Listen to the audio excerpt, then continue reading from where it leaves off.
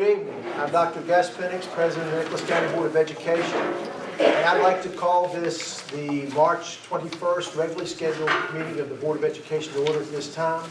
Would you please rise and join the board in a moment of silent reflection? It gives us opportunity to reflect on those things for which we have to be thankful, but also to clear our hearts and minds for the business we're going to consider here this evening. So a moment of silent reflection, please. Thank you.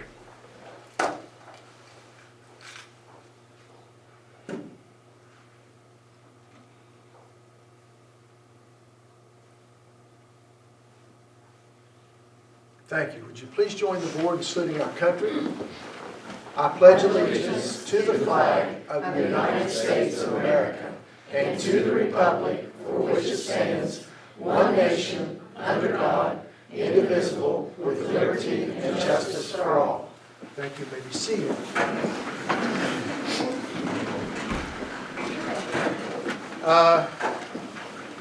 Item 3 on this evening's agenda is approval of the minutes of the meeting held on March the 14th, 2022.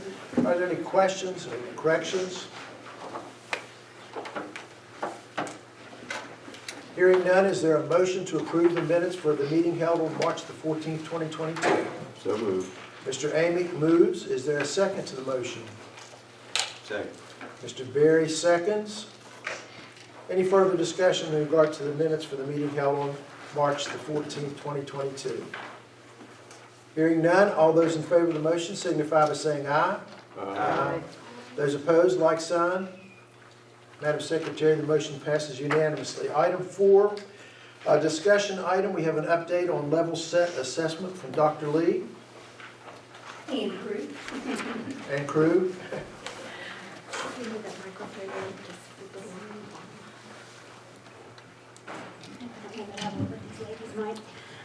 Real quickly before we get started here, I do want to take just a moment to introduce to you back at the back table. You'll see Miss Josie Groves, who at your last meeting you hired for, excuse me, in my office, along with working with Lydia. So she'll be our new partner. I want to give you a moment so you kind of know who the new face is back there. The new Julia. The new Julia. You got big shoes to fill. This evening we wanted to bring to you the results of the winter level set assessment. And if you remember back to about this time last year, we did something very similar. The level set assessment is a way to measure students' Lexile level, which is a reading level, so we can kind of monitor where our kids are on the path to becoming college and career ready. The teachers have access to these measures because a lot of their instructional materials can all be customized to meet the kids at the level at which they are at. Now this year we kind of took level set administration to the next level. We used this as an avenue to model for teachers on ways that you can talk testing with kids, ways that you can get kids excited about showing what they know, and kind of incentivize a little bit. So you're going to get to see the results as well as some of the things that they're doing to model for teachers on how to use testing results with kids. And I'm going to turn it over to our technology integration specialists. We have Amy Webb, Leslie Bossman, and Samantha Murray.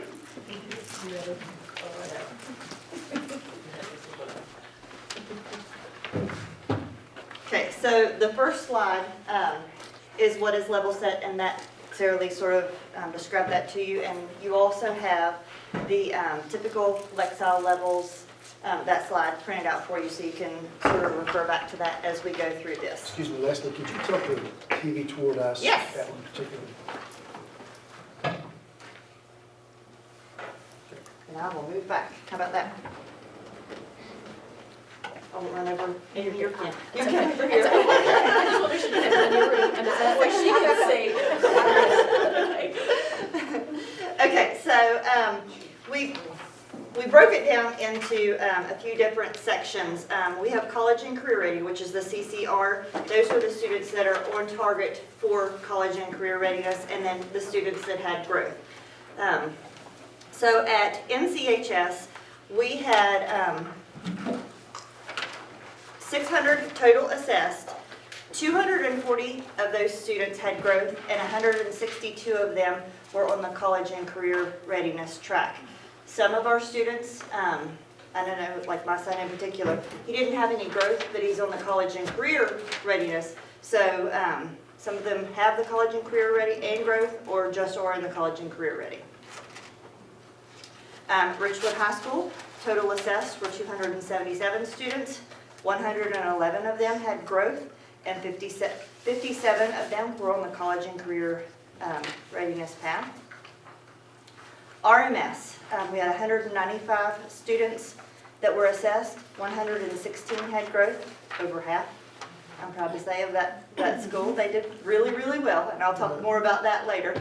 And then 36 of those were on the college and career readiness path. Summersville Middle, they had 549 students assessed. 278 of them had growth, and 95 of them were on the college and career readiness path. Okay, students with growth. Nicholas County High School, we broke it down by 9th, 10th, 11th, and 12th grade for you. We had 240 that had growth. Of those, the ninth graders, keep saying 7th graders, ninth graders had 77, which was 32%. 10th grade had 64, which was 27% of the total growth. 11th grade had 57, which was 24 of the total growth. And then the seniors had 42, which was 18% of the total growth. Richwood High School, the ones that had the most growth at Richwood High School were the 11th graders. So you can see that's the dark green. Summersville Middle, it's pretty evenly split. 31% for 6th and 7th grade, and then 8th grade was 38%. And Richwood Middle is pretty evenly split as well. All right. The next section we're going to look at is called the countywide snapshot.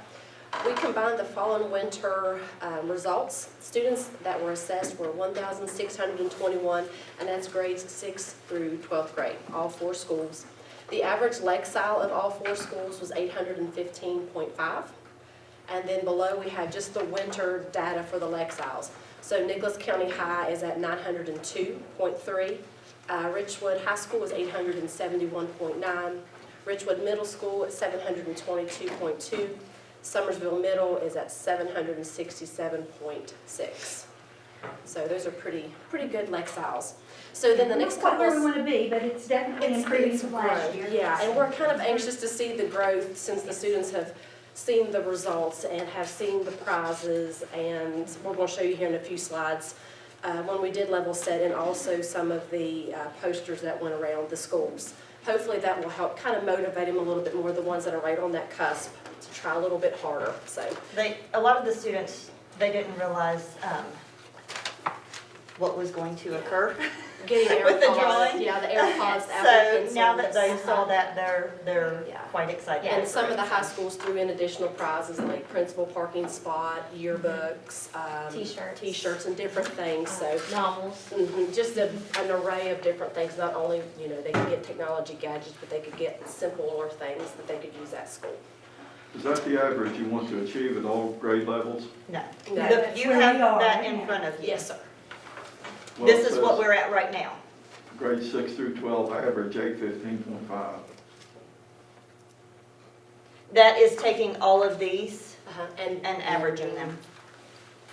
That's taking all. Oh, okay. Yeah, That's our average. Yeah, That's our added average together right about now for the it. county. Yeah. So the Lexile school we see here, if we take this chart and look at it, it should fall within that range, correct? Should. By grade, should. So, Okay. for example, with NCHS, you see right now, as a school, their average is 902.3. Well, when we look at ninth grade, you see it typically starts at 1040. So as a school, we are still behind where they should be, by definition of being college and career ready. Ultimately, when they come into ninth grade, we'd like to see kids sitting at about a 1040. So we are still a little bit behind.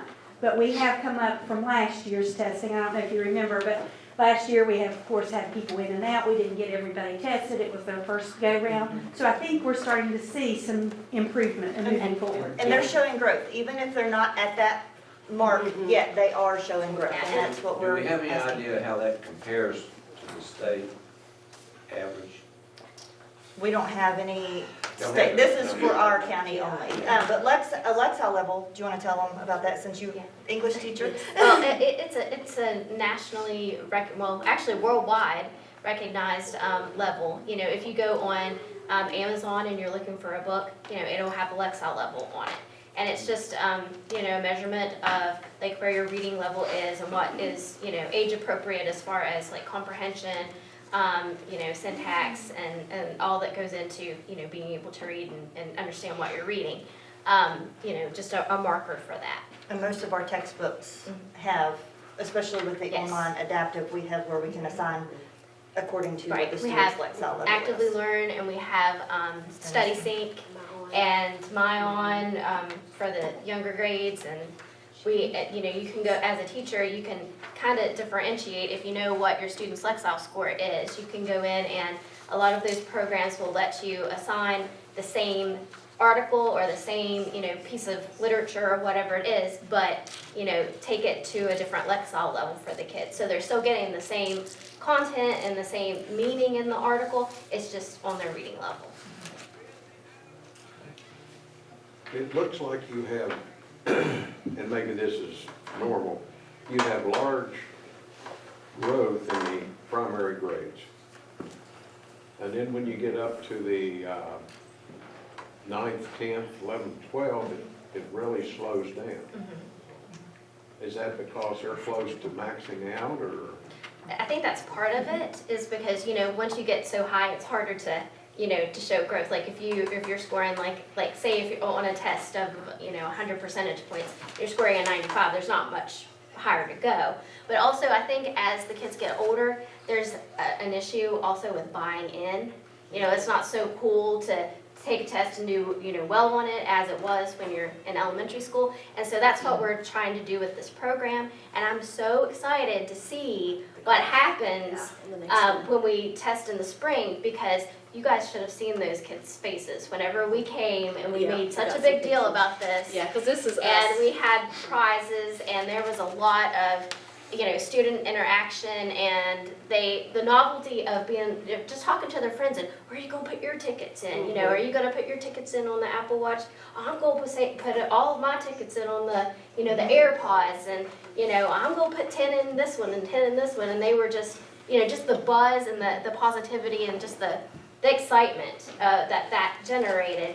We're so excited to go back and do this again. Well, and they were excited when we showed up and we were dressed in characters. Yes. That's what we are. This is the Hunger Games named Wilma Wonka. And we're hoping that our schools will want to participate in this as well. But we have, like, Leslie here is Effie Trinket from the Hunger Games, and I was Wilma Wonka. I had to explain that one. And then Amy was Katniss Everdeen from the Hunger Games as well. And we actually had a few students actually think that I was, and I'm in the buildings, it was actually one of my schools, they thought I really was Effie Trinket. Yeah, they had some questions, and we could talk a little bit about our books too, Yeah. you know, Yeah, that we I've read were all of them. representing, and try to like drum up some excitement there. But we've also put a lot of posters. Yes. We've made posters and some displays, and some of them are This like, is Nicholas County High. yes. So this right here, what you're seeing right here, this is their Bookbuster display. You all remember Blockbuster? And so what they decided to do here is the desktop publishing class with teacher Sam Strawn. They made this display so that it looked like a Blockbuster video with the blue and gold, which are also Grizzly colors. And then we purchased these little book ledges, and they were just empty DVD cases. And so the kids had to design a DVD case with a book that was either chosen by another student or by a teacher or somebody else in the building. They had to go interview people to find out, you know, what they're reading, what their favorite books are. And then when you flip it over on the back, then they're meant to be taken off the shelf. When you flip them over on the back, there's a QR code. So if the kids want to scan it with their phone or they want to scan it with their iPads, it takes them to more information, like a little summary, so they can kind of decide if they want to read that too. And then they have a lot more of these that they're going to be like trading them out. So it's going to be something that's continuously moving. And then we have our each teacher, actually each person in the building was given one of these, and Pam Cox's student created the Grizzly, and it's just kind of like, what are you reading? Ask me about what I'm reading. And then down here we have just a chart of different sports and other activities in the school and how well they're doing based on the average. And that bear came from the student as well. Yes, and that bear came from that same student, yes. These are pictures that I took from Summersville Middle School. These are just posters or flyers that were put up around the school to kind of gather buzz and let the students know or ask questions. Hey, what is that poster? Just to get them talking about it. You know, this is part of the level set data. And then the next one, this is Summersville Middle School, 6th grade. They went upon themselves and made the poster and put up golden tickets of students who all received golden tickets in the level set drawings. And so they're hoping to add newer students to that this next time. And I don't think anybody explained, the kids were given tickets based on their growth on their assessment, or if they met that college and career readiness tag. So that way, everybody had an opportunity to participate, even if they are a very much a struggling reader. As long as they're showing improvement, they earn tickets. I think too, that now that they're back in school full-time, and they're not being quarantined, and, you know, that hopefully they're getting back in that routine of being in school. But even if you're quarantined, you can still read a book. That's exactly what I'm told. And speaking of reading a book, Richwood Middle School has done a phenomenal job of promoting literacy and reading. They are actually doing One Book, One School right now, and to create hype for that, they had each one of their classes decorate a door, and it became a door decorating competition. But when you go in, the reading Space Case is the book that they're reading as the entire school. Every class, I think it's during their enrichment or AA, something like that time, they're all reading the same book. When you walk in and walk down the hallway, there's actually more, since all the doors, they have astronauts and streamers, and like it's phenomenal. And every morning, on the days that I'm there, I hear Jean announce, you know, what are you reading, and you know, how are you growing your literacy skills and those type of things. Yeah, and I can add on to that too. You know, Richwood Middle School, I'm not assigned there anymore, but you know, on occasion we have to do, you know, some kind of countywide things. So I was with Leslie and we were delivering the novels, and I want to tell you how impressed I was, because I was just in there, and again, you know, this is just, I've only been at Richwood Middle School this year a handful of days, and I overheard the custodian asking one of the students, hey, what are you reading right now?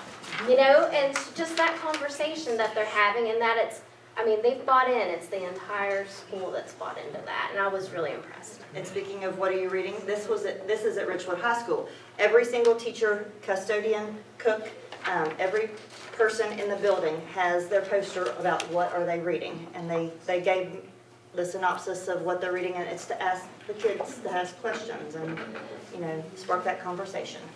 So, even if it's, we had one of the science teachers, he said, well, I don't read, and I said, well, you do read, what do you like to read? He said, I like to read American Rifleman, and I said, that's where you read. It's still reading, so. Did you say it was Richwood Middle that was reading the same book? It's One Book, One School. And if you guys are through there, I would encourage you to stop in. It's really neat when you walk down the hallway. So, the one door that has all the stars, it actually has starbursts glued to the stars, and then the Milky Way is actually Milky Ways. So, I'm surprised the candy's still I know. here. It's still there. Yep. Okay. Any questions? Well, I certainly appreciate the fact that you're pushing the kids toward reading, and that you're trying to improve, of course, their performance overall. And that's the piece we're looking at, is the yeah. growth. We'll reassess again in the beginning of April, so that they have time to pull the results and whatnot and be able to acknowledge the kids before the seniors are out and graduation and all that crazy stuff that happens in May. And I certainly look forward to it having an impact on their summative assessments this year. So, but thank you all very much for presenting. Very interesting. Very interesting. Thank you, guys. Thank you. Item 5 on this evening's agenda, action items. Number 1 A under that is take action on Cherry River project bids. Superintendent, I see the architects are here, so.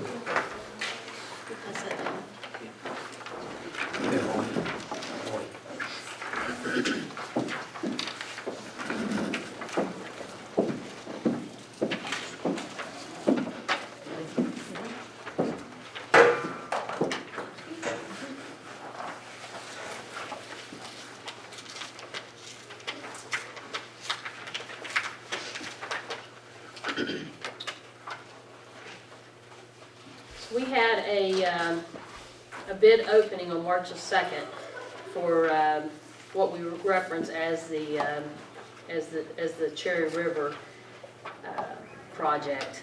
And that actually houses Cherry River Elementary School, and will also house Richwood Middle School and Richwood High School.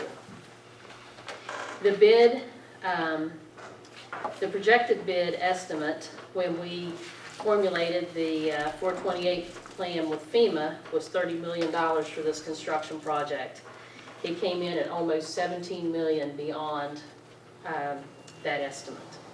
So at this time, I did bring with me the architects who designed the facility, and I also have with me Marissa Nortz, who I'm going to ask her to speak about the scope of work. So the architects will be able to describe the process that we've gone through, where we are, what we need to do, and Marissa Nortz will explain what I'm asking to do in changing the scope of work. So I will be asking this board not to accept the bid for the Cherry River project, and I'll have explanations. And then the next agenda item, where it talks about the consideration of project progress due to current market conditions, that's the one where I will ask this board to consider a change in the scope of work to best meet policy 6200 policy requirements as best it can in designs. So, move forward.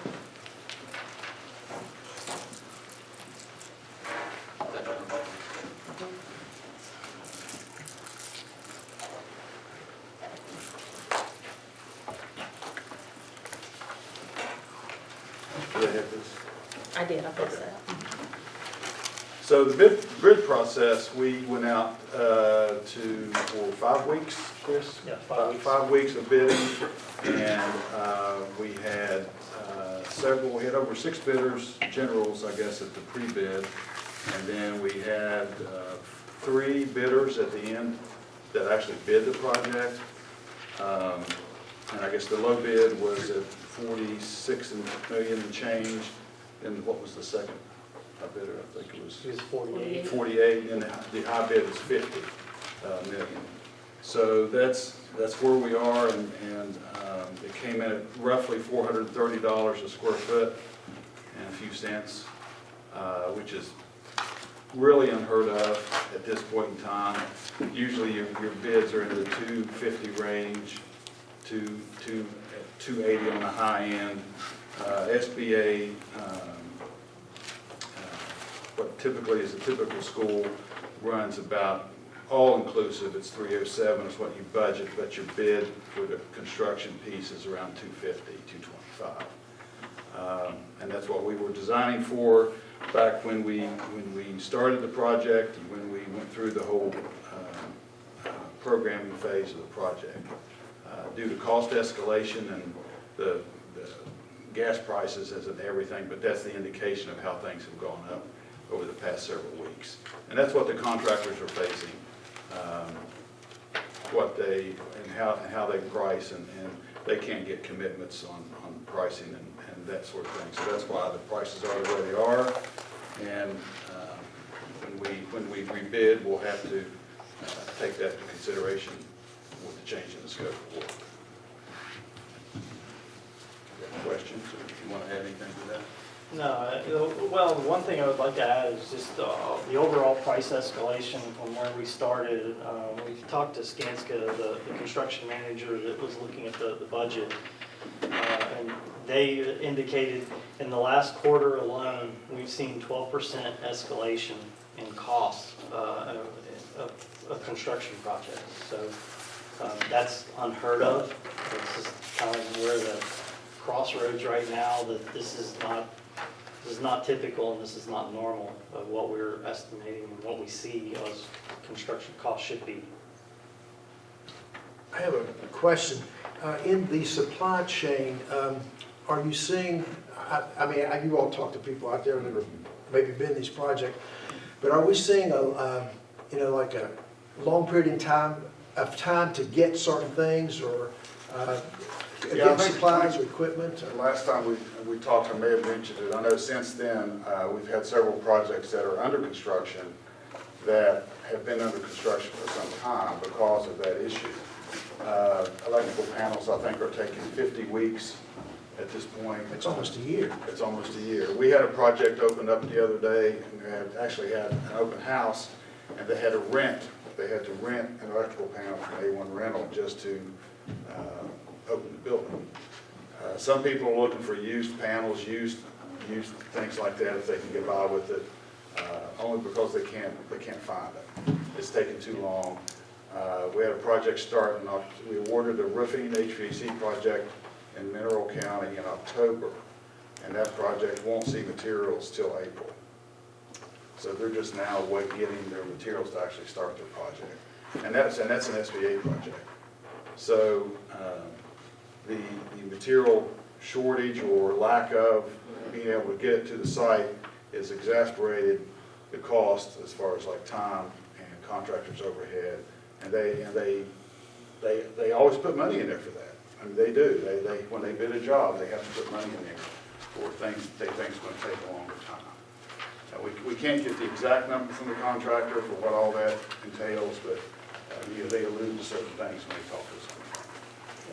So to answer your question a little bit further, right now steel joists are running 8 to 9 month lead times. They were normally 2 to 3 month lead times. Rooftop units are now, they quit giving the dates in weeks, now it's in months. Now they're running upwards of 10 to 11 months lead times for rooftop equipment. So we're seeing it kind of across the board. It's not just one item, one material, it's a myriad of materials. And right now with current pricing, especially fuel pricing, any petroleum-based products, your asphalt, your roofing, and then every material that has to be shipped to the site via freight is seeing additional freight surcharges already, which the gas spike just started in the middle of the bidding period, and it actually escalated over 20 cents from the time that this thing was advertised to the time the bids were received. I know we had another project in one of the close counties to you all. The brick has been delayed. I think they expect brick to be 24 weeks out, and that's way beyond what normally brick and block and those types of things are accustomed to. That's 6 months. Yeah.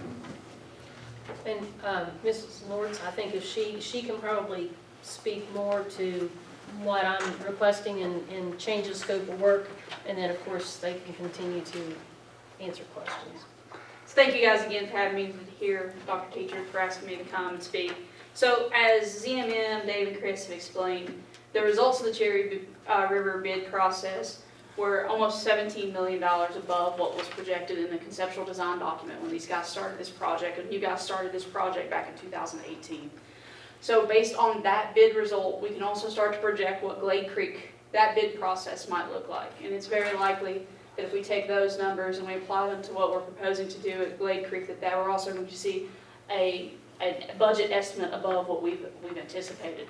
So the way that we address this issue and move forward with FEMA and move forward with these projects is that we would have to file a scope of work change with the West Virginia Emergency Management Division and FEMA that essentially takes both of these projects, both Cherry River and Glade Creek, and right-sizes them to Policy 1600 and all others.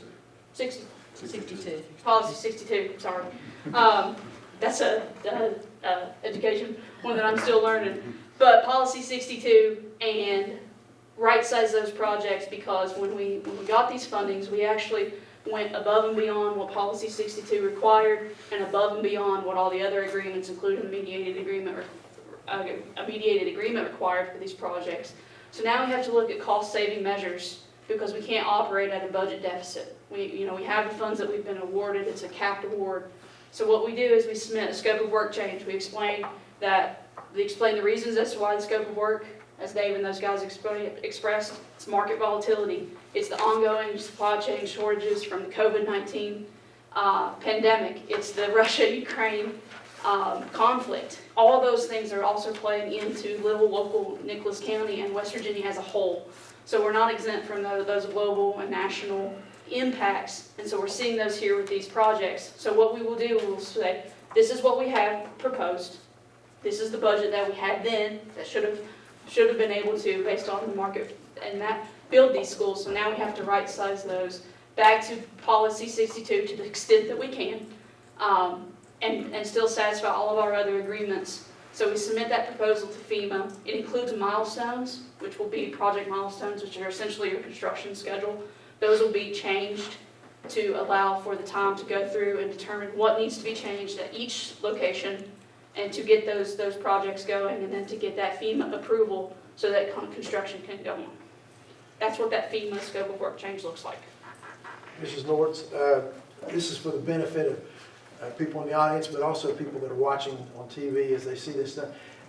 Perhaps Mr. Ferguson, you and Chris could explain, what is policy 6200? Whose policy is it? It's State Board of Education policy. It's a guideline for designing schools.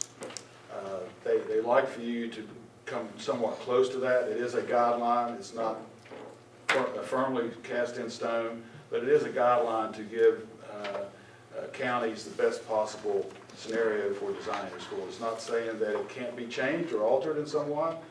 We've done that over the years and worked with the Department of Ed to do those kinds of things.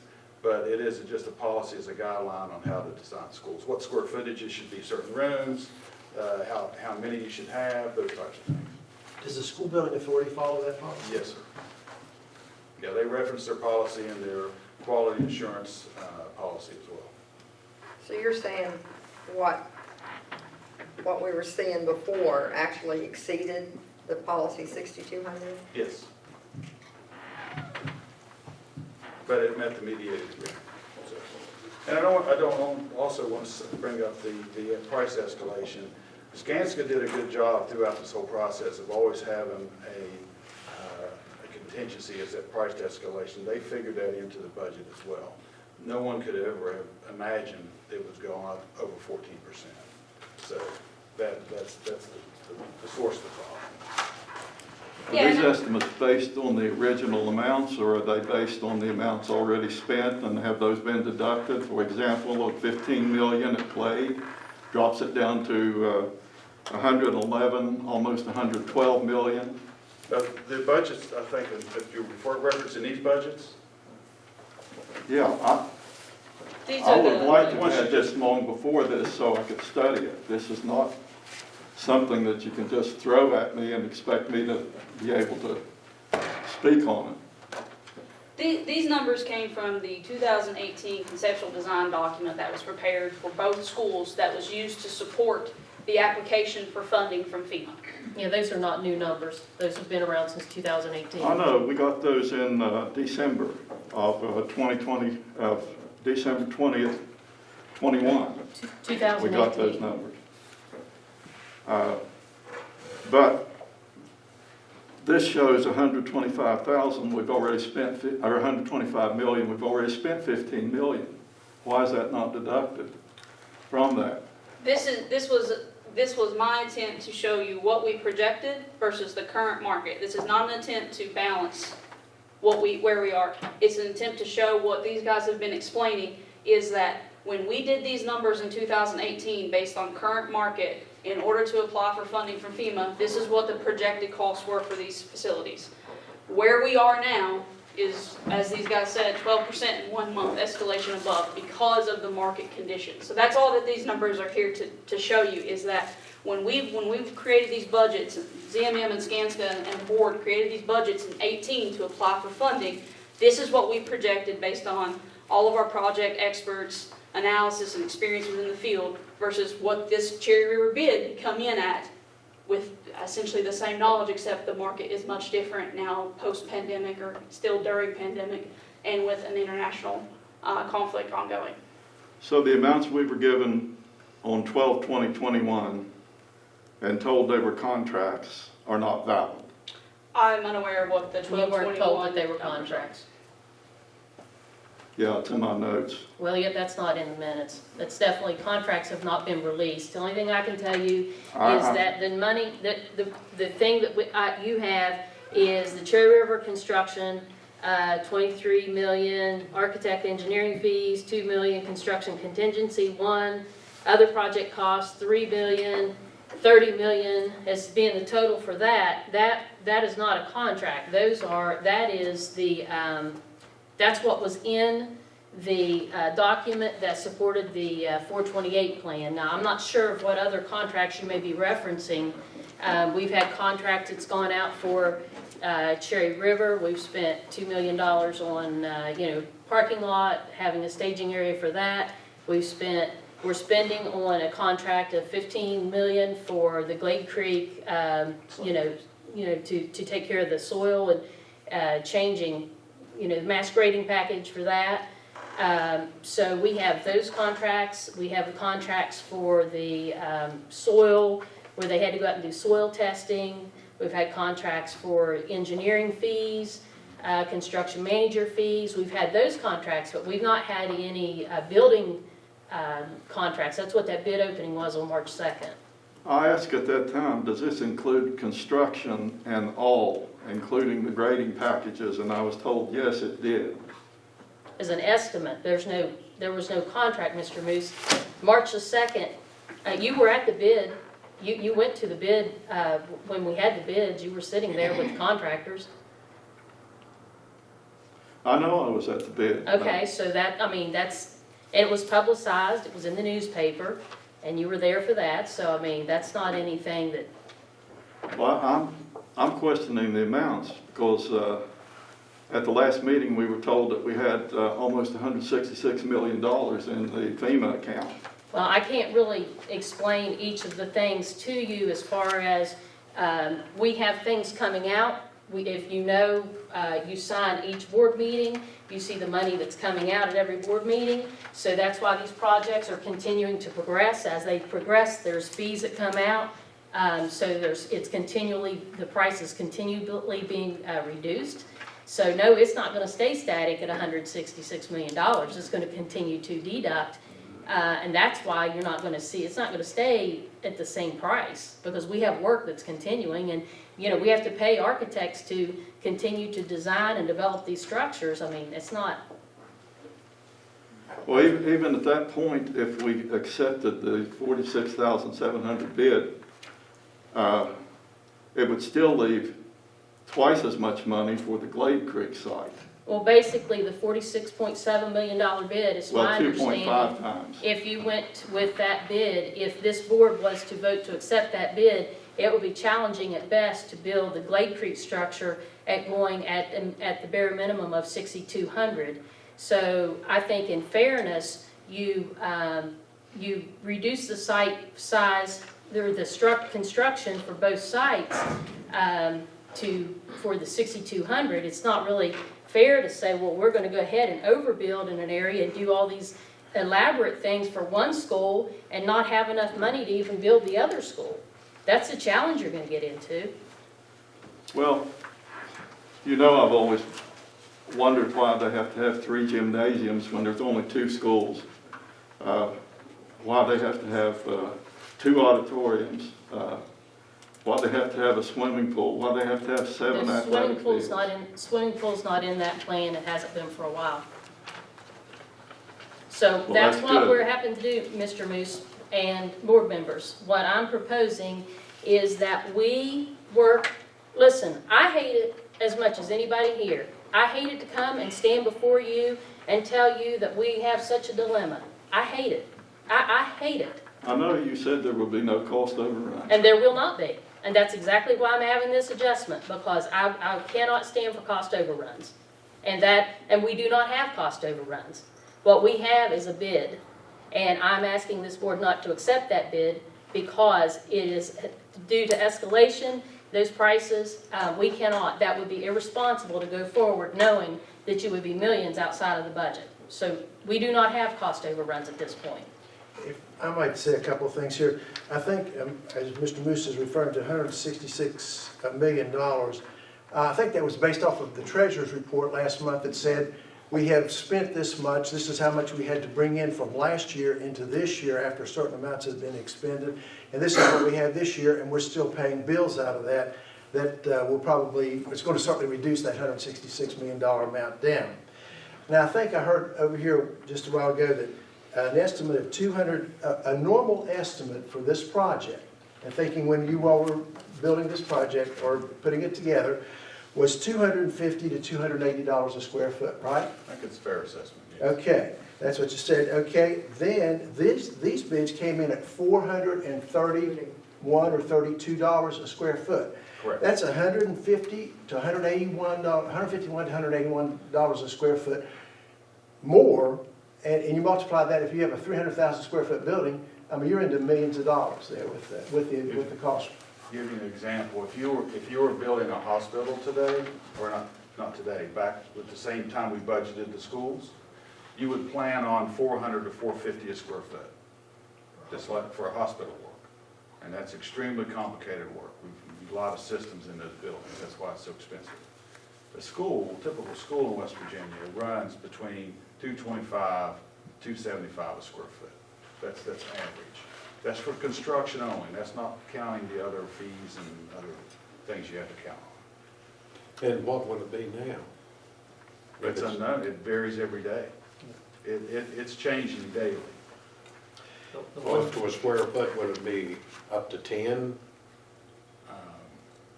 Well, certain subcontractors are up to, their prices are going really crazy. HVAC contractors are, that work is extremely volatile right now.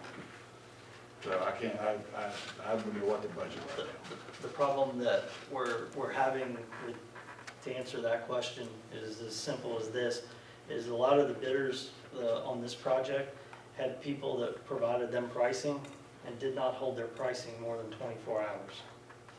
Because of the volatility Because of of the the market. volatility, so they had suppliers and people that were providing prices that were not willing to hold prices, so the contractor is taking a risk in submitting the bid, and because the contractor is required to hold his bid for 30 days. And if his suppliers are not holding their bids for 30 days, then he has to take a risk assessment of what pricing that they're holding. So It's what volatile. what I'm hopeful of is that we do the scope of work, a reduction to 6,200, the best we can, but have alternates in the bids, so in the projects, so that if the bid comes in within or under or within a reasonable range, then we have alternates that we can add back the things that we took back. That at least gives us, you know, we have some hope of maybe if the market, if it reduces, you know, in these estimates and the contract bids reduce, then we have the alternates that we can pick back up and say, okay, we've got this as a part of what we have to meet, but we'd like to have these others, so we have the alternates built in that we can have the others added to it. Does this include the renovation of Nicholas County High School for Somersville Elementary? It doesn't, well, the overall budget, the 177 does, yes. And we have to take that project into account as well. Did you set a certain number of million aside in case the prices would come up? That you could go to the kitty and, well, we can still do this because we have 10 million set aside? We have a contingency, I think the Skanska has a project contingency for each project for change orders. But we didn't set aside 10 million to, other than that contingency. I don't think Skanska had that planned. But didn't I hear you say though that the project manager was watching, because prices have been going up for a while, since COVID hit, but that he was figuring on that whenever the bid was getting ready to go out, or whenever he had the bid meeting? Yeah, so we did have a third-party estimator that looked at the project. Third-party estimator, very familiar with the market here in West Virginia. They provided the cost estimates for Skanska. And Skanska uses their historic cost information as well to be able to vet that number against it. That cost estimator, as we were moving forward in the process, added escalation and had it built into his estimate of where we could expect bid prices to be. The estimator is very shocked at the bid prices that were received. But this is not based on what we have, because we've already spent money. This is based on the original projections, and we've already spent 15 million at Glade Creek. We've spent how much at Cherry River? Yeah, If you look at- if two you look at million. this, These though- numbers aren't, But if you look at this, it's, the projected, estimated conceptual design was only 155,846, but we were actually awarded 177,513. Is that where the difference is coming in there? So the purpose of this document was simply to show you where we started in 18 with the projected budgets based on the current market trends versus the bid that you just received for Cherry River in comparison to what was projected then versus now based on the market. You use this conceptual design document to apply for funding from FEMA. FEMA ended up awarding you additional funds beyond the 155. They awarded you 177 and some change. You took that additional funds and allocated them to both projects after they were received. They were split up and they went to both projects, so that the 177 is essentially planned, spent. So this is here to show you this is what we planned for. We use project experts to develop this document. We use even accounting for third parties to help evaluate our process. This is where we are with the market. This is simply to show the reality of the market that we're living in 2022 versus the reality of the market when these documents and budgets were created in 2018. All that I wanted to show you with these numbers is that we put a substantial amount of thought and expertise into these numbers. These were valid numbers in 2018. Things have changed drastically within the market. Nothing within the control of Nicholas County, nothing within the control of FEMA, EDM, SBA. This is the market that we live in due to the pandemic and all the escalation, the record-setting inflation levels that we're dealing with.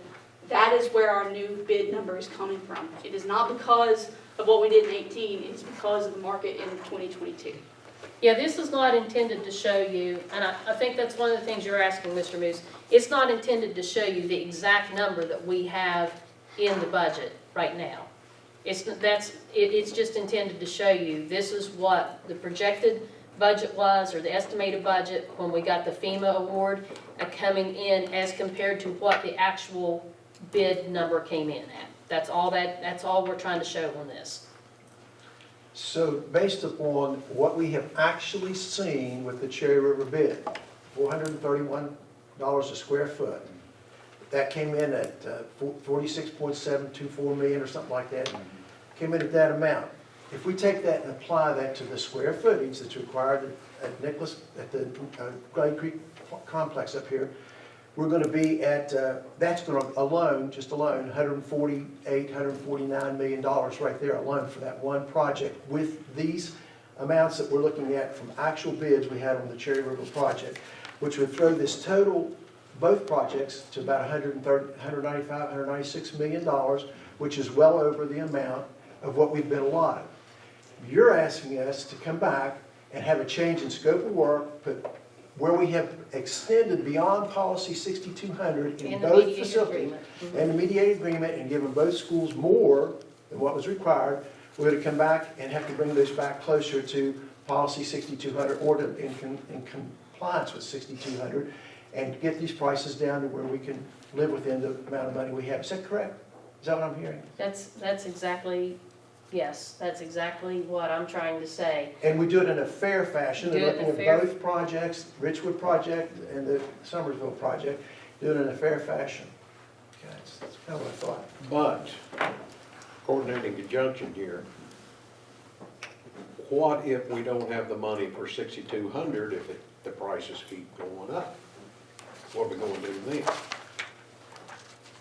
well, look at the second bullet. Pursuant to the 428 agreement, the board agreed that all project costs would fall within the capped award, or the board will bear the responsibility of additional costs. Which is what we're trying to That's where it's avoid. at. We will bear the responsibility of additional costs. We're not going to exceed it.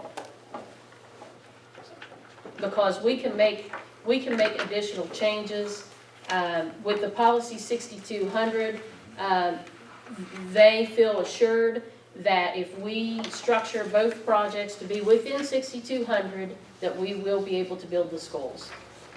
So we cannot have the board bear the cost beyond that. And that's why I'm coming here, in a responsible manner to ask you. If I wasn't being responsible, I would say, let's go forward, and then I would be coming back saying, oh, but now we don't have the money to build the other schools. We have to be responsible in this, in what we do with this budget.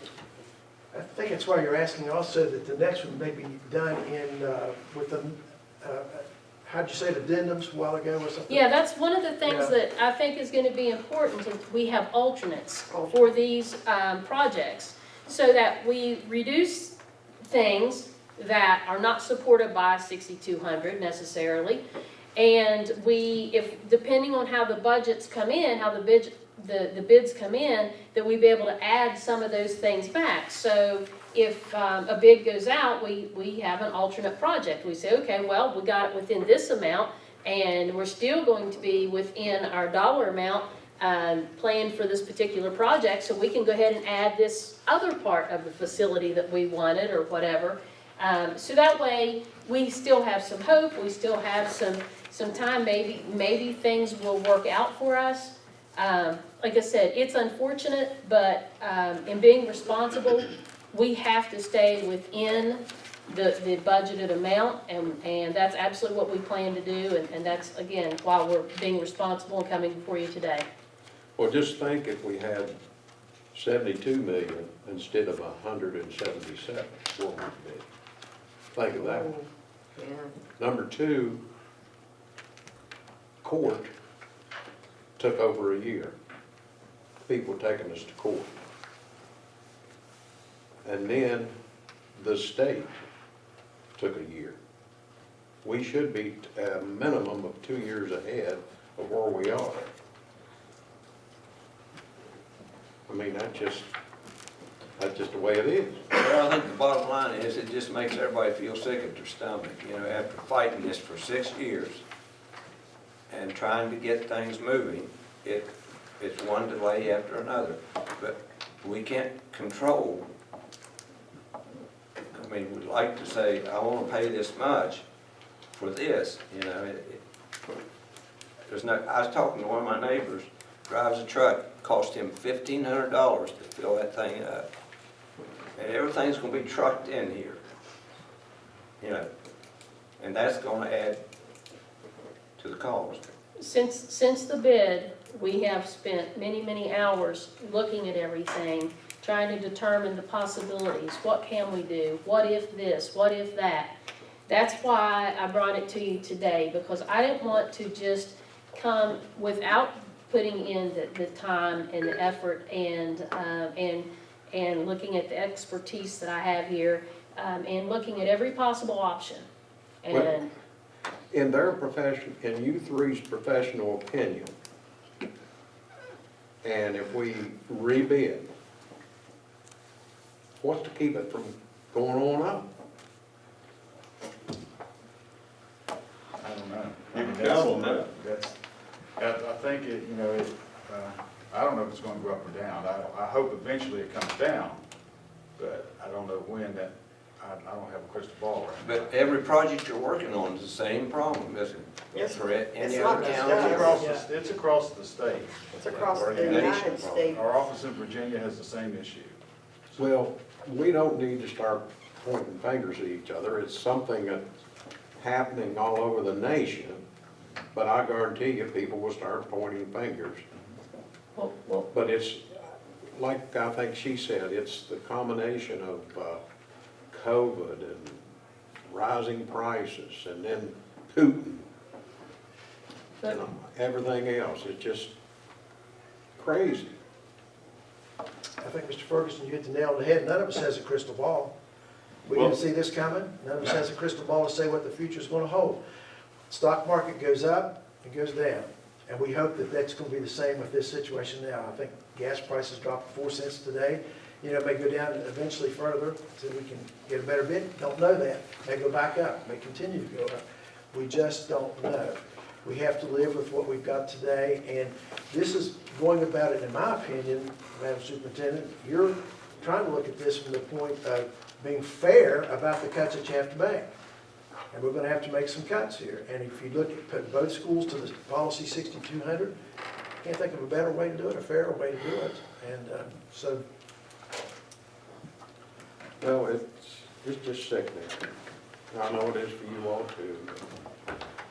Gosh. So the calendar's gone.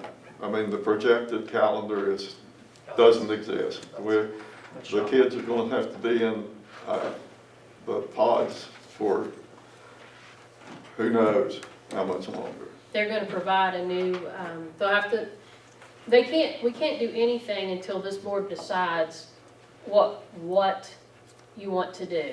And if this board rejects the bid, which I feel is the only responsible thing that can be done, then they will start working on a new timeline, they'll start working on school revisions. But we have to have scope of work. And the scope of work also, yes. So there's twofold. So we'd have to reject the bid and agree to a scope of work change geared toward policy 6200. And if that happens, then they can start working on the milestones. Marissa can work on that scope of work change, and we can get submissions into FEMA and, move forward. Does this affect the timeline we have with FEMA? We have to provide milestones. So what we have is an explanation, which is not too hard to explain. There's supply chain shortages. There's just unbelievable escalation in prices. You also have to understand with this project, we still have, many schools that are going to be able to be constructed as a result of the original 3 schools. It may not have all the bells and whistles we wanted, but we'll still meet the students' needs with very nice schools and meeting policy guidelines. Like I said, I've spent a lot of time working to make this happen. So there's probably no one any sadder than I am, any more sad than I am. Well, we appreciate all the work and the figuring and everything, but just being nosy, what is Kanawha County gonna do when they didn't get this extra money that we got? I heard they got capped, is that true? They did. They got more? The governor capped the state's Capped portion. their money. The governor capped the state's portion. one of those projects is stopped, isn't it, because of soil? I wouldn't even talk about that or not. but- Well, it's getting resolved, but Yeah. they did run into some bad soil. Last I saw, they said that the state would make their contribution and then the board would make up, they'd already decided the board would make up the difference. So they're not gonna be stalled. If you have a scope of work change, does that have to go back to the school building authority? And then we have to go through that time and Yes, it'll go to the school building authority, to emergency management services, then on to FEMA. does FEMA limit 7 years on their funding? There's 8 Would years, we have and to then apply for an extension? We will apply for an extension if it is needed. So we will not know if it's needed until the milestones are completed. Is there 8 years from 18? Or 8 years from? Yeah, I'm not sure.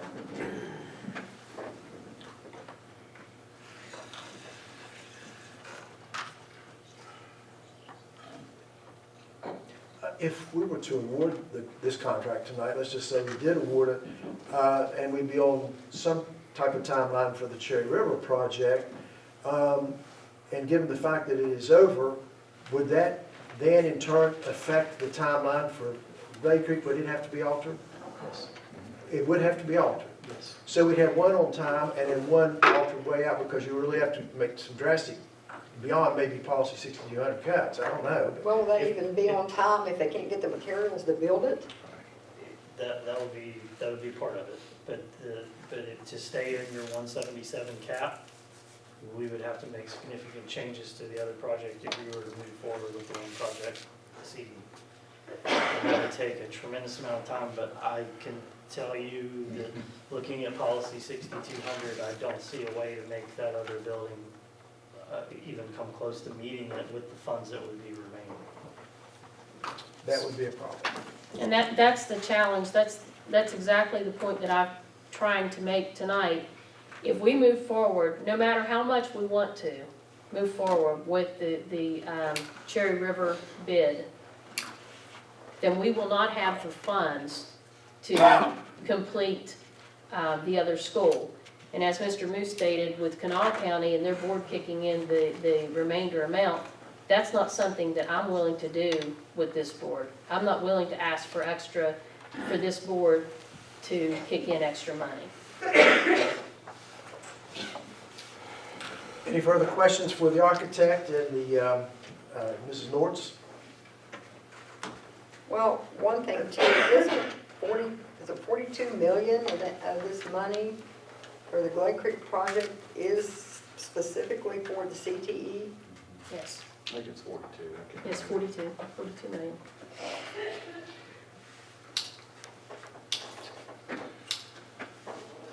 Any further questions? Well, it's incumbent upon this board, I think, to be, certainly to be fiscally responsible with the funds we've been given and to spend them in the best interest of all of our children, the ones that are being affected by these funds. And, you know, I'm sorry that the times are as they are, but I think we have to be fiscally responsible in taking action tonight, in my personal opinion. That's just my opinion. Gentlemen and ladies, thank you very much for coming this evening. Thank you. And hope to see you on better terms in the future. Hope so.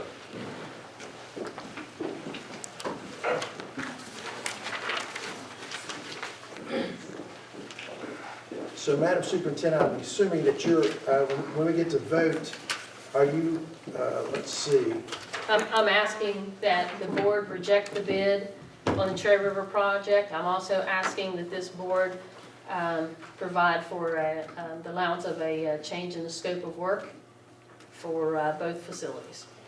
so that would be A and B, I'm assuming on the count, on the agenda for tonight, Yes. okay? All right,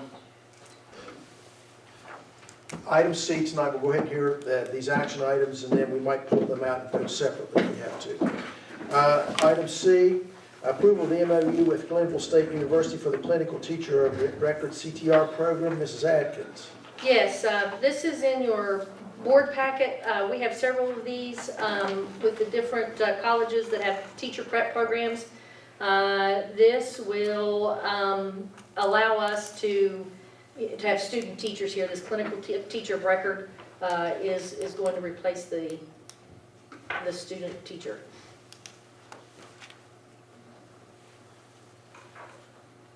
Is a standard agreement. We have this with other institutions, don't we? Yes. Do these colleges have a list of the places where we need teachers? The openings? Usually it's somebody that's local, so you have to have the posting and nobody apply. So, I mean, I don't send them a list of our vacancies because it changes, but when they have candidates that are, that qualify for this, they reach out to the schools to see if there's a place for them.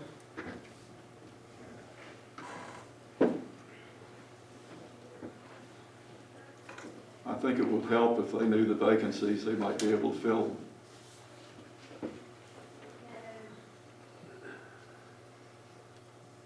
Perhaps. Any further questions for Mrs. Atkins in regard to the MOU with Glenville State University for the Clinical Teacher of Record?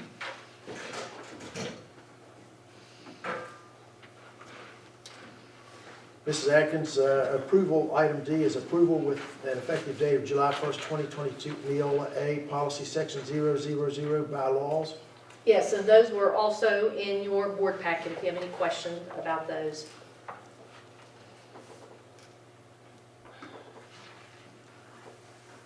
Are those on file somewhere electronically or where we can access? They were in your board packet. Yeah, I know, I got those. I mean, are all of these, the whole Neola package, is it somewhere where we can access it? Yes, you should have an account. If you need some help getting into it, just reach out to me tomorrow and I'll make sure that you can get into it. In the future, I mean, yeah. Yeah, Well, once they're approved, once they're approved. they'll be on our board Yeah. site. Okay. If they've not been approved, they'll take the place of our other policies. So this is the committees we were on. Yes. A couple of years ago. Yes. And we were going over these and Yes. updating them. Yes. And now we're just approving Yes. that, what we did before. Correct, So that it Correct. can go into this system, that we can get in there and look at it. correct. But Yeah, and it'll be on our website. The effective date of the policy manual is not until July the 1st, though. Correct. Melissa, there was, I think it was to do with the minutes of the board. Mm-hmm. I was looking for that. In the first sentence there, the second paragraph, there was a little typographical area. Did, Where I think the word was supposed to be it was, on the TW minutes, or okay, I something can like fix that. that. but that was just a little thing.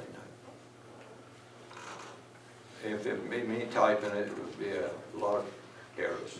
It's just funny, I looked over it, Neola looked over it, so it's, It took Maybe. Bill Berry to find it. took Bill Berry No, to it might find be it. just been my computer, the way it came up on the computer. No, I'll go back and look at it and make sure that it's But, correct. Yeah, I think it was to do with the minutes. Okay.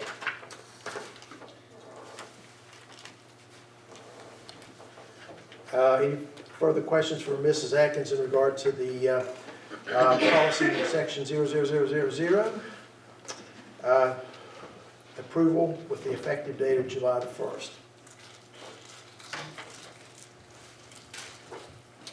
Okay, action items A, B, C, and D. We may want to separate those out and vote on the, to reject the Cherry River bid, and then vote on the superintendent's recommendation to proceed with the scope of work change. And then we'll vote on items C and D as together, okay? Everybody understand what we're doing? 2 votes. You're gonna put A Three and B votes. together? A and B together? No, I'm going to separate A and B. Oh, okay. All right, and here's the way it's going to be. I'm going to, first of all, listen carefully, action items C and D, approval of the MOU with Glenville State University, and approval with an effective date of July the 1st for Neola Policy Section 00 bylaws. Is there a motion to approve action items C and D? So moved. That's Mr. Amick. Is there a second to the motion? Second. Mrs. Kaufman seconds. Any further discussion in regard to action items C and D? Hearing none, all those in favor of the motion signify by saying aye. Aye. Those opposed, like sign. Madam Secretary, the motion passes unanimously. Take action on the Cherry River project bid to, the superintendent has asked that we reject the Cherry River project bid. Is there a motion to accept the superintendent's recommendation? So moved. Mr. Amick moves. Is there a second to the motion? Second. Mr. Berry seconds. Any further discussion on rejection of the Cherry River project bid? Hearing none, all those in favor of the motion signify by saying aye. Aye. Aye. Those opposed? No? Mr. Musa says, votes no. Madam Secretary, let the record reflect that there were 4 positive votes, that being Amick, Berry, Kaufman, and Penix, and 1 nay vote, and that was Mr. Moose. Item B, consideration of project progress due to current market conditions and requiring a scope of work change on the 428 project. Is there a motion? That was the superintendent's recommendation. Is there a motion to accept the superintendent's recommendation? So moved. Mr. Amick moves. Is there a second to the motion? Second. Mrs. Kaufman seconds. Any further discussion in regard to the superintendent's recommendation to change the scope of work for the 428 plan? Hearing no discussion, all those in favor of the motion signify by saying aye. Aye. Those opposed, like sign. No? Madam Secretary, let the record reflect that board members Amick, Berry, Kaufman, and Penix voted in favor of a change of scope of work as recommended by the superintendent. Mr. Moose voted no. Item 6, consent items. Mr. Hess.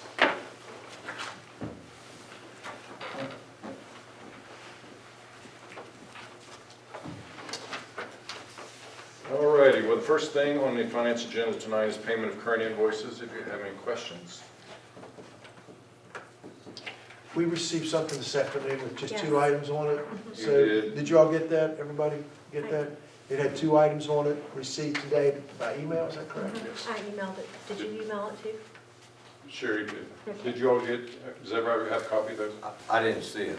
I haven't had a chance. I brought some printed copies for you.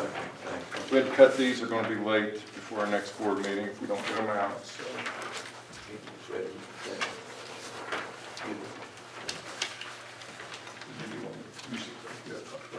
Mrs. Atkins, Yes. may I speak to you for a second? Just need to ask a question here about a matter.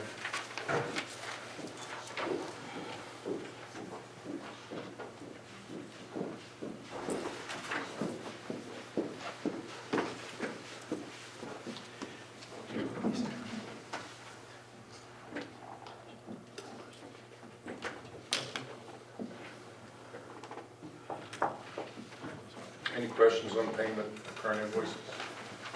Does that finish up Canal Stone? That last invoice there, What was for that? $146,407.11. Yes, that should finish them. That'll finish them. Okay, and then, okay. Now, we're still waiting on that money to come But they- down from FEMA. I just printed the check so I have it ready. Okay. They've been waiting quite a while. We have probably 6 requisitions in that we're waiting on.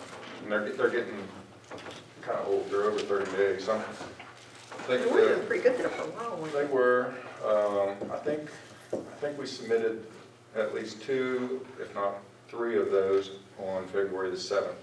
So they're already 45 days, and so we haven't heard anything back.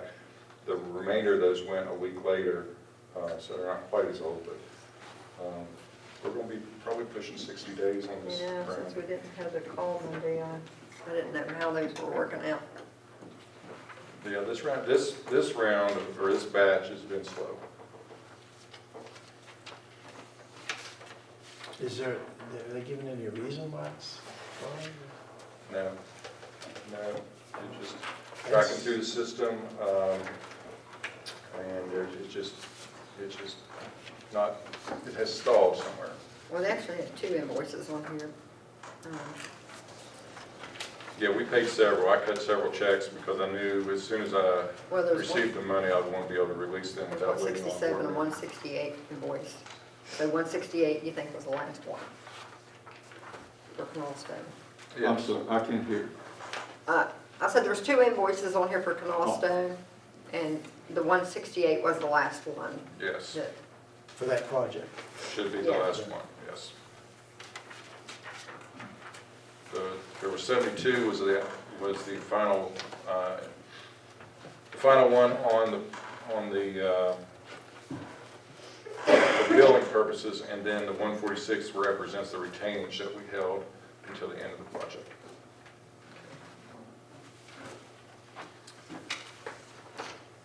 Next item on the finance agenda is contract with Pitney Bowes for a postage machine at Richwood High School. And that's paid for by the school. And I believe it's $62.29 a month. And it's a 1-year contract. And then we have a contract, we're asking the board to approve a contract with New River Health for bus driver physicals. We've worked out a deal with them. They are willing to provide those physicals for $85 per exam. Is that the cheapest? That is the cheapest, yes, that it used to be $90, so they've actually come down a little bit. So all the bus drivers, are they required to use that? Yeah, once a year, We're paying for it, they do. we provide them, They said there were several sites that they could access, right?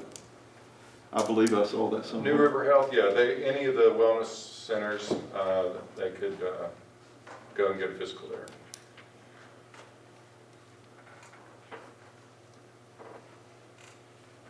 And then finally is an out-of-state travel request.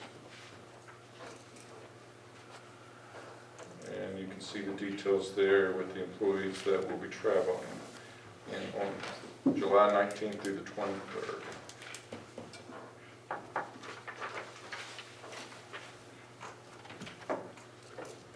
Any other questions? Was you gonna tell us the good news about all your competition over the weekend? Next board meeting. Next board meeting? Okay. When does the competition occur? There you have it. Already had it. We've had so many competitions, our state skills competition this Saturday. So you're gonna give it to us all at once then? Yeah, we'll wait after state math field day too, and we'll bring all the kids in. Okay. Fantastic. Any questions in regard to consent items? Any further questions? Well, I'm just curious. You're all going to the same place and for the same time, but the amounts are different. Yeah, that's based upon who rooms with different people. Oh, okay, okay. You have to pay more to room with the popular ones. Well, husband and wife, we try to put them in the same room together. Nobody wants to room with them. Thank you, Mr. Hess. Yes, sir. Is there a motion to approve consent item A and B as presented? Mrs. Kaufman moves. Is there a second to the motion? Second. Mr. Berry seconds. Any further discussion in regard to consent items A and B? Hearing none, all those in favor of the motion signify by saying aye. Aye. Those opposed, like sign. Madam Secretary, the motion passes unanimously. Mrs. Adkins, Madam Superintendent, board members, is there a need for an executive session in regard to personnel matters? No, sir. Okay.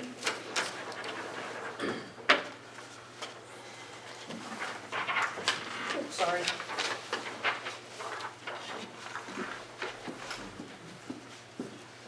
Okay, you have before you the updated personnel agenda. It has been made available to the public. I will read over the changes. It's very minimal.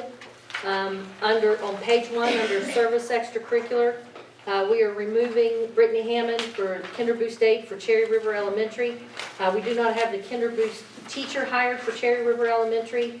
Yet we can't do the program without a teacher, so hope to bring this back to you at the next meeting if we have a teacher. And then on page 3, we did not get the background checks back on the volunteers, so I don't have any names to submit for you tonight. But I do have a resignation from Annette Barnett. Resigns her position as Secretary 3, Accountant 3 for Nicholas County Schools effective April 8th, 2022. And on page 4, you also have 2 leave requests from employees. I will not read those out loud to protect the privacy of our employees.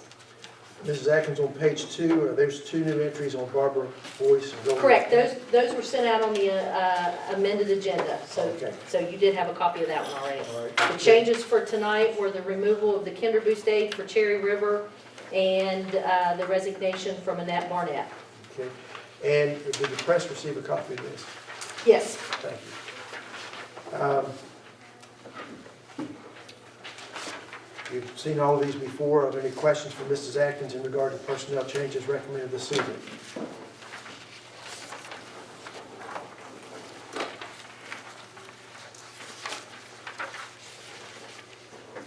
Hearing none, is there a motion to approve the personnel agenda as presented this evening? So moved. Mr. Lanning moves. Is there a second to the motion? Second. Mr. Berry seconds. Any further discussion in regard to personnel matters? Hearing none, all those in favor of the motion signify by saying aye. Aye. Those opposed, like sign. Madam Secretary, the motion passes unanimously. Superintendent's information, I'm sure you're... I don't have anything else I want to say. Okay. Number 9, reports. The SESC, we did meet this past week. The meeting lasted, it was just purely business. It was not anything on any educational matters relative to programs or whatever. But we did meet this week, and again, just totally business. So that's all I have to share with you. Mrs. Kaufman, do you have anything on Bright Horizons? I do. And I'm gonna ask Lydia, I ask her all the time, we have any kids going there yet? She just informed me that we do. We do have kids going there now. Oh, good deal. So, I'm glad about that. And, we are losing our director up there. She's gonna be leaving, and I found out today that she's taking her buses, or bus driver husband with her. Or he's taking her. Does he work for the school system? Yeah, yeah, yeah. So, anyway, we did, vote to offer the job, to Mike, so, and we had that in minutes last time, but we did vote on it this time. He's like the assistant director now. Okay. So he is going to move into that position. We offered it to him, so, Oh, okay. yeah. Yes. I'm pretty for sure he's gonna take it, but I'll let you know for sure. Okay. I'll just leave that out. Thank you, Mrs. Kaufman. Madam Secretary, are there any delegations to appear before the board tonight? No, sir. Okay, thank you. Items for future agendas? Board members, any items for future agendas? Well, I don't have an item, but I just want to ask the question, which I think I know the answer, but the fuel that's going up, and at Glade, the men that are running all that equipment, do they have to eat that cost? Yes. That's what I thought. Anything further on items for future agendas? Future meetings. Number A there, regular meeting Monday, April the 4th, 2022 here at the board office. We will have the reconvened meeting from March the 19th, March the 18th, I think it was. We'll have that on April the 19th, and that's a Tuesday, by the way. We'll start that meeting at 2 o'clock, and then after that, we'll have the regular meeting. We'll close out that meeting. It's a recessed meeting. And then we'll close that out, and then we'll open up the regular meeting just after that. And we're having it at 2 o'clock that day because that is the date for Meet the Candidate here in Summersville for the upcoming election. Then there's also you received in your envelope this evening an invitation for us to attend the teen court hearing at the Nicholas County Courthouse on April the 5th of this year at 5 p.m. So it might be a nice event to attend just to see how that teen court works. So So it says the personnel are made up of teenagers, actually, from grades 7 through 12. So the prosecutor says this is like mock court, but it's, the students are actually doing the, this is a project I think they've been doing for about 2 or 3 years now, isn't it? And it was suspended during COVID, but Yeah. they've just reinstated it again. Okay. And it's actually, they do the court. yeah. They are the, I thought they used to have that, prosecutors and didn't that type they? of thing. It was a class in school that they took. That's different. Dr. Penix will also need a day before the 22nd or the day after the 22nd to set aside for personnel hearings, okay. or What whatever day? that meeting is that meeting The 19th is, 19th? we talked about Monday, the 18th, would you, That works for me. okay. What, can we do those during the day or should we do those during the evening? If we do it during the day, of course, the employee, if the employee requests a hearing, then, I mean, they're gonna miss work and will, which they can do. It'd be an excused absence, of course, and they wouldn't miss any pay, but with our shortage of substitutes, it might be better to schedule that Of of an an evening, evening. okay. April the 18th, would that be okay with everybody? At, say, 5 o'clock, just like the normal time we meet, April the 18th? And we'll, What? It's on a Monday. it's on a Monday. And the hearings, we generally schedule, what, a half an hour for a hearing? Right, and probably what I will do is I will just schedule them that day, starting at 5 o'clock, and we'll just do them on a first come, first served basis when they show up. And that way, we don't have gaps, and, because in the past, we've scheduled them, and then somebody will cancel their hearing, and then we sit around for a half hour, so I'll just schedule them on a first come, first served basis, beginning at 5 o'clock on that day, so then hopefully we hopefully we don't have any, because I don't anticipate making very, very minimal cuts. So I don't anticipate any hearings, but I can't imagine that there'll be more than one or two. How's that work? April the 18th at 5 o'clock. Roy, does that work with you? Yes, sir. Phil? Yes. Fred? No. No. Mrs. Kaufman? That's tax day, we'll be in a good mood on it. Yeah.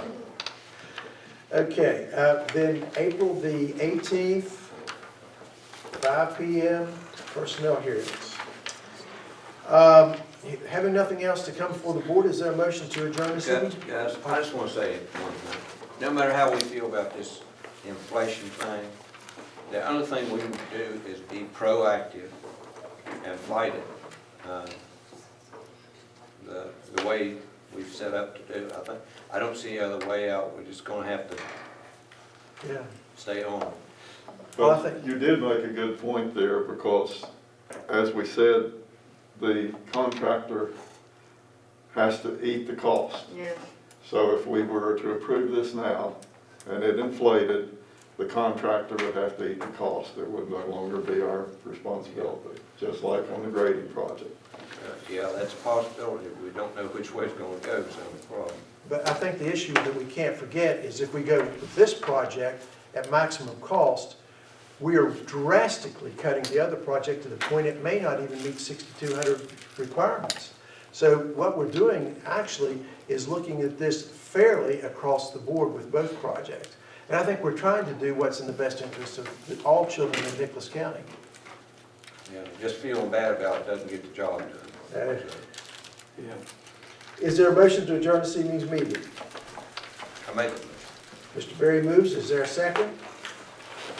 Mrs. Kaufman seconds. All those in favor signify by saying aye. Aye. Those opposed, like sign. Madam Secretary, we're adjourned at 6:32 PM.